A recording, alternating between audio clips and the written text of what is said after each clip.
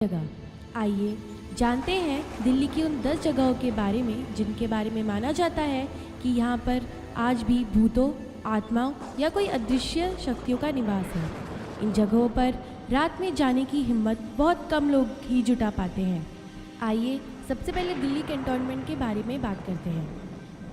Delhi cantonment, जिसे कि सामान्यतः दिल्ली कैंट कहा जाता है, की स्थापना ब्रिटिश इंडियन आर्मी ने की थी। यह पूरा इलाका एक छोटे से जंगल की तरह दिखाई देता है, जिसमें चारों तरफ हरे भरे पेड़ हैं। कहा जाता है कि दिल्ली कैंट में सफ़ेद लिबाज पहने एक महिला लोगों से लिफ्ट मांगती है। अगर आप आगे निकल जाते हैं तो यह महिला कार के जितना तेज़ भागकर पीछा करती है। बहुत से लोगों ने उसको देखे जाने की पुष्टि की है। हालांकि आज तक किसी इंसान को नुकसान पहुंचाने की कोई खबर नहीं है। लोगों का कहना है शायद से किसी महिला ट्रैवलर की आत्मा है जिसकी मृत्यु इसके इलाके में हुई हो। दूसरा है फिरोज शाह कोटला किला। 1354 में फिरोज शाह तुगलक द्वारा बनाया गया यह किला आज खंडर हो चुका है। आसपास के लोगों के माने तो हर गुरुवार यहाँ मोमबत्तियाँ और अगरबत्ती जलती दिखती है। और तो और अगले दिन किले के कुछ हिस्सों में कटोरे में दूध और कच्चा अनाज भी रखा मिलता है। ऐसा अक्सर होता रहा है, जिसके चलते किले की पहचान अब भूतों के किले के रूप में होने लगी है। तीसरा है रोहनी की खूनी नदी। रोहनी के कम शोर गुल वाले इस इलाके में यूं भी कम लोग जाते हैं।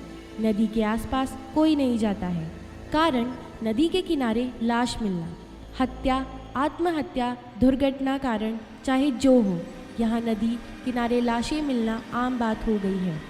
यही कारण है कि लोग इसे डरावनी जगहों में से शुमार करते हैं। चौथा है मालचा महल। मालचा महल दिल्ली के दक्षिण रिज के बीड़ों में छुपा है। इसका निर्माण आज से 700 साल पहले फिरोज शाह तुगलक ने करवाया था। वो इसे अपनी शिग्राह के रूप में इस्तेमाल करते थे। यह महल पिछले कई सदियों से वीरान रहने के कारण खंडर हो चुका है। इस खंडर हो चुके महल में 1985 में अवध घराने की बेगम विलायत महल अपने 2 बच्चों, 5 नौकरों और 12 कुत्तों के साथ रहने आई। इस महल में आए बाद वो कभी इस महल से बाहर नहीं निकली। इसी महल में बेगम विलायत खान ने 10 दिसंबर 1993 को आत्महत्या कर ली थी। कहते हैं कि बेगम की रूह आज भी उसी महल में भटकती है। पांचवा है म्यूटिनी हाउस कश्मीरी गेट। यह स्मारक 1857 में मारे गए सिपाहियों की याद में अंग्रेज़ों ने बनवाया था। हाँ, यादें और साए अभी भी इस इमारत के आसपास रहते हैं, इसलिए इसे डरावना माना जाता है। छठा है भूली भतियारी का महल झंडे वाला। यह महल किसी ज़माने में तुगलक वंश का शिकारगाह हुआ करता था। इस महल का नाम भूली भतियारी इसकी देखभाल करने वाली महिला के नाम पर पड़ा है। अंधेरा होने के बाद यहाँ परिंदा भी पर नहीं मारता। अक्सर सुनाई देने वाली अजीबोगरीब आवाज़ें यहाँ माहौल को डरावना बना देते हैं। सातवां है संजय वन। 10 किलोमीटर क्षेत्रफल में फैले इस इलाके में बच्चों की आत्माएं दिखने के दावे किए गए हैं, जो अक्सर खेलते रहते हैं। अंदर से यह वन घना और डरावना भी है। आठवां है करबला कब्रिस्तान। जैसा नाम वैसा कब्रिस्तान। फिल्मी कब्रिस्तान की तरह यहाँ भी साए दिखने और उनकी हरकतों के गवाह के आसपास के लोग हैं। नवा है जमाली कमाली का मकबरा और मस्जिद महरौली। यह मस्जिद दिल्ली के महरौली में स्थित है।